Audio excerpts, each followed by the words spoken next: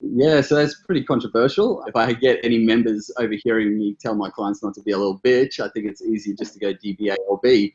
And my clients understand that.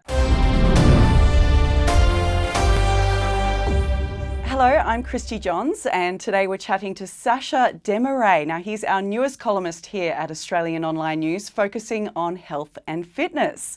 Welcome, Sacha. Now, before we start, I need to know, how many push-ups can you do? Depends on the day, but comfortably 50. Yeah, comfortably 50. Start struggling a bit after that. And being into health and fitness, what is your daily routine in the morning? You must have a pretty stringent one, I'd imagine. Well, yeah, it's different to most, but like all personal trainers, we get up early in the morning. So I'm up at around about 3:40 every morning, and I have a morning routine that I go through. Wow. To start the day, because obviously when you're waking up at that time, it's pretty dark, and you want to make sure that you're feeling good for your first client. So I guess the first thing I usually do is I go into my home gym and I just bounce on my trampoline for a bit just to get the blood flow, and then black coffee. And do you do a workout as well after the trampoline? Or So I have a little bit of a routine that's not around exercise. So the trampolining would be just to get the heart rate going, get the lymphatic system going. But then I'll go through some stretches. I'll do a little bit of meditation, and then that's pretty much it. From the moment I wake up to leaving the door, Yeah. I've got about minutes, and I try to stick it to being nice and positive and relaxing.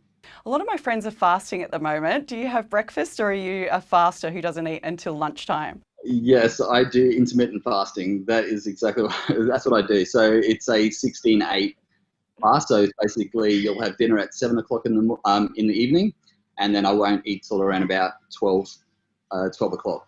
Yeah, so I'm just basically living off water and coffee until then. And what are the benefits of that? There's so many benefits of intermittent fasting. A lot of people like to do it because it helps them lose some weight.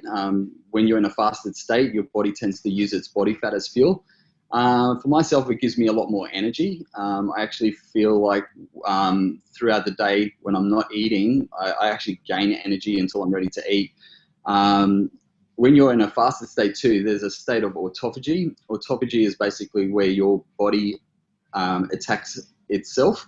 So your good cells are attacking the bad cells to help regenerate good cells. So there is a bit of a longevity benefit to it as well. Fantastic, very interesting. We had one of our colleagues here today is doing fasting and had a lot of vitamins in the morning before eating, so had to break it because he felt very sick. It is something you can get used to. It does benefit people that do have busy lifestyles. So if they get up in the morning and they really need to get on the go and they don't have time for breakfast, it's not important that they have breakfast. You know, some people can do without it. But if you can get through the day and make it through to lunchtime, you definitely will get some benefits from it. Now, let's talk about your first article. It's called Don't Be a Little Bitch. What is that all about? Yeah, so that's pretty controversial. As you can see, I've had to abbreviate it. It just sounds a bit nicer. So if I get any members overhearing me tell my clients not to be a little bitch, I think it's easier just to go DBA or B. And my clients understand that. So basically, not being a little bitch is just about stepping back and taking control of your life and not being a victim of circumstance. So if we're constantly whining and complaining about things in our life, we never get to see the good things in our life, and every decision that we kind of make doesn't really affect us positively because we're constantly being that victim. So in the article, I just wanted to give people an idea or just make them aware of what they might be feeling or thinking throughout the day, and if they can maybe change the way they think. So how do we stop being a little bitch? I mean, sometimes you just get on a bit of a roller coaster of whinging, and it's not until someone tells you to stop that you're like, oh, I have been whinging a lot lately. How do you identify that pattern yourself? You know, I've been in the industry a long time, and I'm always trying to, better myself. And where I found that I was struggling was, there was a lot of negativity in my life, and I identified that as, being a victim. So I've read a lot of books that helped me become more aware of that. And over time, from complaining about a lot of big things. Now, even now, today, I can see myself being a little bitch, but the things that I complain about are very, very small. So, it does make a huge difference in your life in a positive way if you can, work on those things. Okay, so it's a case of just looking at your life and what's in your life and identifying those areas of negativity that you need to change. Yeah, absolutely. So, there are so many bad things that are happening in the world. And a lot of the time we tend to carry that weight of the world on our shoulders. What we've got to do is step back and look at our own lives and the things that we have in our life that is positive and start remembering those things. So when you're complaining a lot about little things, that does feed negativity, and negativity can be really stressful on the mind and the body. And when you can work on those things, it does make a difference in your life in a positive way. So were you ever a little bitch? I know you said before that you had some negativity in your life at one point. Absolutely. And, I think everyone is a little bitch, and I'm not going to say that I'm not. I definitely have been a little bitch, probably more when I was a lot younger to where I am now. But where I improved on being a little bitch was, just through being grateful for the things that I do have in my life. Yeah, so definitely from complaining about, family and friends and work, and, there's just so many things that we complain about, but we never stop and look at the positive things that we have out of that as well. So yeah, definitely have been a little bitch. Yeah, so have I, don't worry.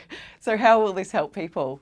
I think it's trying to create awareness in yourself that that you do complain a lot about things, and how it will help people is when they create that awareness, they're actually going to be more mindful of the positive things in their life. So how it's going to help is the more we can identify that we're complaining about all these little things, that we can start to turn that around. We can actually flip that and start being, grateful for all the little things that we do have. And when we are constantly grateful for all these little things that we have, from, just being able to, you can make sparkling water at home.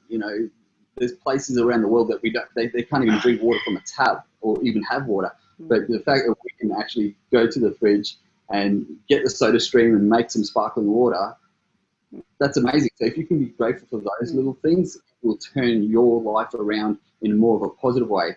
And when you turn your life around in a positive way, better things will happen, and you will acknowledge those things more.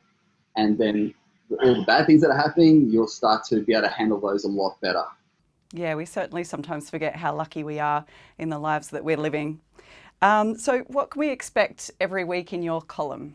Okay, so obviously the first column was like, that was like a big punch, just to, get everybody to stop and think about, life in general. But now I'm going to be just giving a bit of advice on what you can do to, improve your life in regards to health, fitness, longevity, and things like that. Fantastic. Have you got a sneak peek into what's going to be in your next column? Yeah, so the next one I have ready for the site is it's all about having cold showers and the benefits of having cold showers. So basically cold immersion. So it is a form of stress. So there's a lot of stresses that we have in our life. So we've got all the work and life stress, but where your body does cope well with stress is self-inflicted stress through something like having cold showers. So in my next column, I'm going to be going through the benefits of doing that. I don't know about following that advice. I'm someone who has it boiling hot. So I don't know if I can handle the cold shower. Yeah, absolutely. And look, that's something that, we all go through. I went through that myself. And in the article, I give a bit of guidance on how you can, I guess, condition your body to do that. So one little tip I'll let you know is if you like having a hot shower, when it's coming to the end of your hot shower, just slowly turning that hot water off until your body adapts to it, and then give yourself 10 seconds, and then you get the benefits from that 10 seconds alone. Yeah, fantastic. Well, thank you so much for your time, and we'll keep an eye out for your articles on australianonlinenews.com.au. Oh, thanks very much, Christy. Thanks for having me on.